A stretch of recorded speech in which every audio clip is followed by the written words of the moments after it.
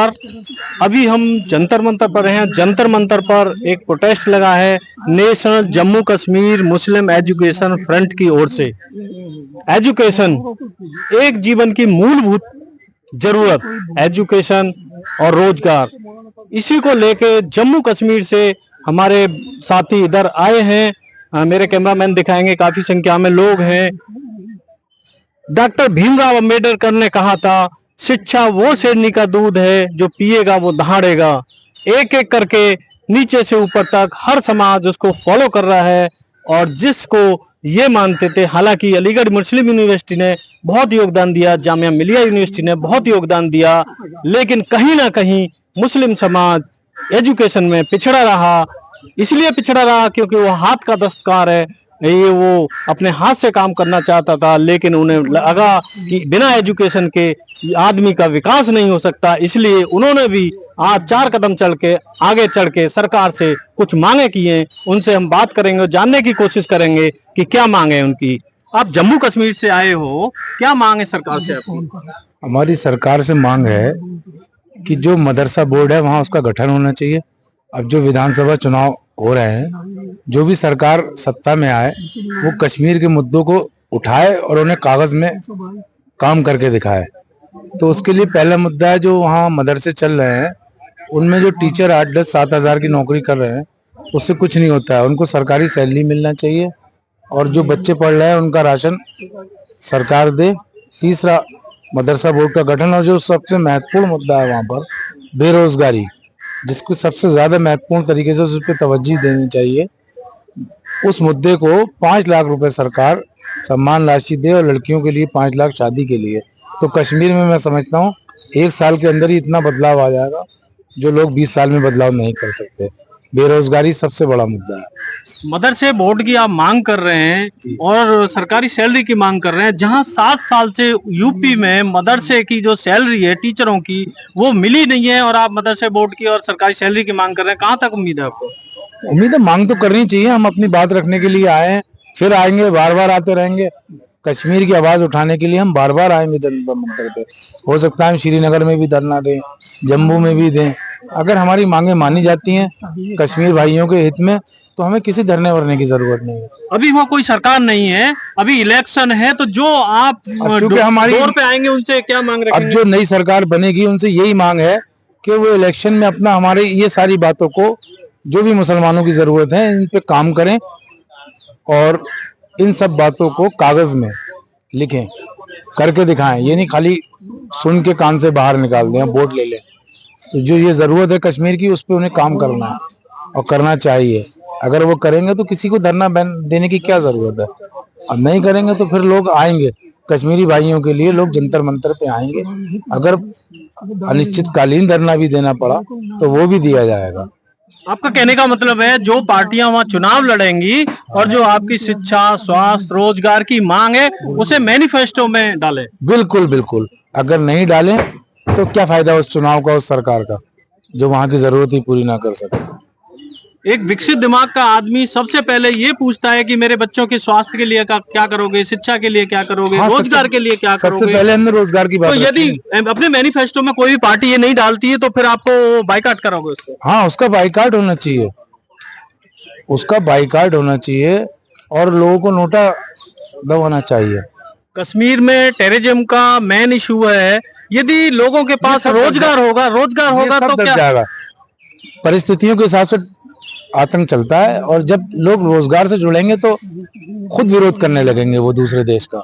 लेकिन सबसे पहले हमारे देश का जो हिस्सा है कश्मीर, उसकी बेरोजगारी दूर होना चाहिए। टेररिज्म के देखने के लिए सेना है। इसका मतलब आप ये मानते हैं कि खाली दिमाग शैतान की खोपड़ी होती है? वो कहावत बिल्कुल ठीक है। यदि लोगों के हाथ में रोजगार होगा तो वो अपने रोजगार करेंगे। वो रोजगार करेंगे। तो सरकार जो भी बने, वो सबसे पहले बनते ही सरकार शपथ लेने के बाद मुसलमानों में के जो हित के काम है उसे कागज में लेके आए, लिखत पढ़त में, ना कि खाली हवाई बातें करे। हमारे साथ और भी लोग हैं, उनसे जानने की कोशिश करेंगे। आप कहाँ से आए हो? मैं तो यहीं दिल्ली से, साथ में बाइक साथ में। एक मिनट, आप क्या कहना चाहेंगे शिक्षा, स्वास्थ्य, रोजगार की मांग को लेकर? आप दिल्ली आए हो जम्मू कश्मीर से, क्या कहना चाहेंगे? सारे जहां से अच्छा हिंदुस्तान हमारा हम बुलबुले हैं उसकी ये गुलदस्ता हमारा। देखिए, जो फ़हीम भाई ने जो मुद्दा उठाया है नेशनल जम्मू कश्मीर मुस्लिम एजुकेशन फ्रंट की ओर से, तो वो सही बात है कि बेरोज़गारी बहुत है। उस बेरोज़गारी में जब रोज़गार नहीं होगा तो बंदा क्या कर पाएगा, और भविष्य बच्चों का है बिगड़ जाए। जब बच्चों को तालीम हासिल नहीं करेगा या कोई शिक्षा उसके पास नहीं होगी तो फिर वो क्या कर सकता है। अब आप देख लीजिए, मजदूर आदमी है, खाएगा क्या पिएगा क्या, खाएगा पिएगा अपने बच्चों को पढ़ाएगा, क्या करेगा। इसलिए जो हमारे फ़हीम भाई ने जो मुद्दा उठाया, ऐसा नहीं कि हम सरकार के खिलाफ हैं, सरकार के खिलाफ नहीं है, बल्कि सरकार जो भी समझौता लेती है पब्लिक के लिए या लोगों के लिए वो बिल्कुल सही लेती है।